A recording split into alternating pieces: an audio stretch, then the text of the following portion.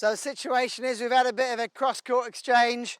I've gone a bit short. You're going to take it early down the line. Let's go. Early down the line. That's beautiful. And then we've got that volley there. Okay.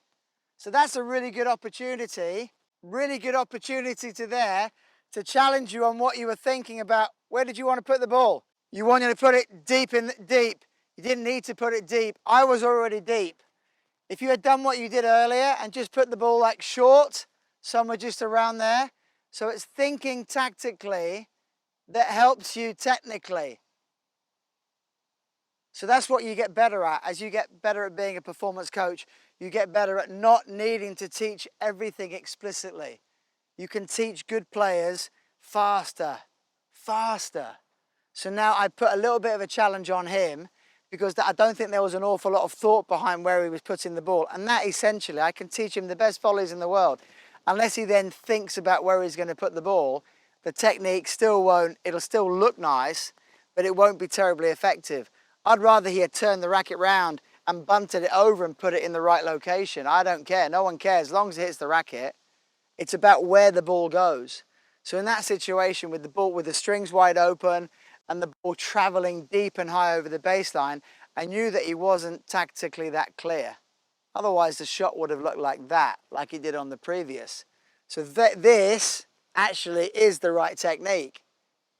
But I'd rather have him thinking tactically about using space.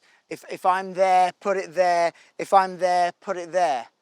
Because I'll tell you, that's what Alcaraz and that's what Djokovic do incredibly well. You can actually pick some of their technique apart if you want to look at model technique and model what a model should look like. But tactically, they're very, very difficult to pull apart. They come up with the right shot at the right time. And that's what we're talking about in high performance young player coaching, is linking tactic always to technique.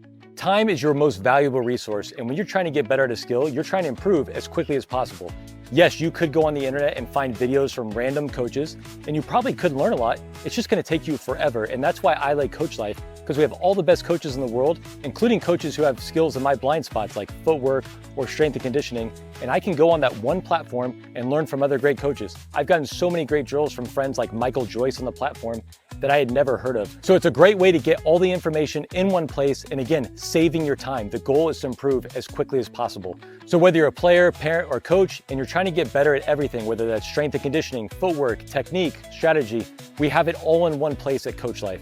So visit those videos if you're looking to improve your game as quickly as possible. So this is that situation again where we've had that exchange cross. You're looking for an opportunity to take it early down the line. You do so, you follow it beautifully, and there's a different situation. That's the ball. And that's tactically. Do you feel like you're volleying tactically? You see where I am. We don't want you thinking too much about your technique. The technique is not that difficult. It's not that complicated. And you make sense of technique when you're tactically correct. Now, if you could hit that ball again, what would you do a little bit differently? Would you hit it a little bit softer? Just to discourage me from running. If I see the ball popping up off your strings more than that, probably going to start chasing it. I'm not saying I can get it, but we're playing Alcaraz in 8 years' time.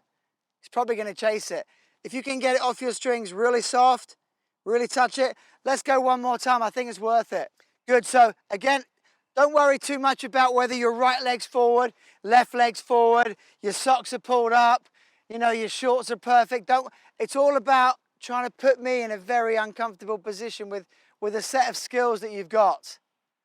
Okay, so you know that slightly softer touch over the net is going to have the ball bouncing twice, and I'm just not going to get it.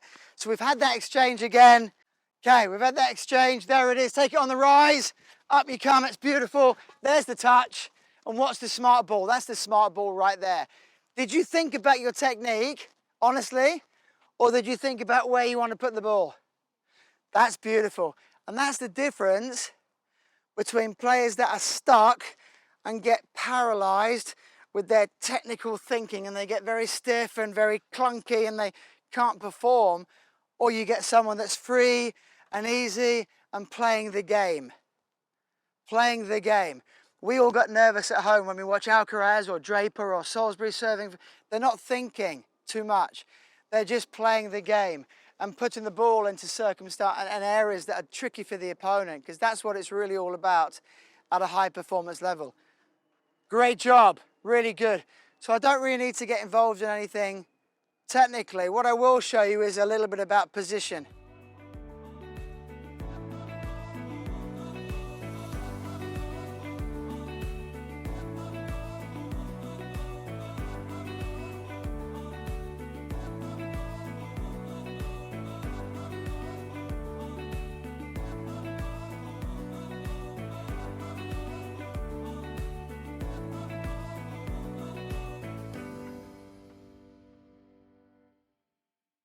So I love what you did there. You did a super job with that little touch over here. All I would say is a nice little principle that it's good to stick with. If you have stuck that massive forehand inside out, you've got them off the side of the court. If you get to somewhere here with one step with the right leg, one step with the right leg, I can cover that much and make a little angle and the ball's going to go that way. That's all I need to be able to do. So all I need to be able to do is cover most of that. Look, if he hits the line, I'm going to probably say good shot. But I still think if I'm in the depths of serious competition, I'm probably going to dive and make it and worry about getting a plaster later. The nice thing about that is, look, we're going to cut most of that off with that direction there. I've come in here, geometry.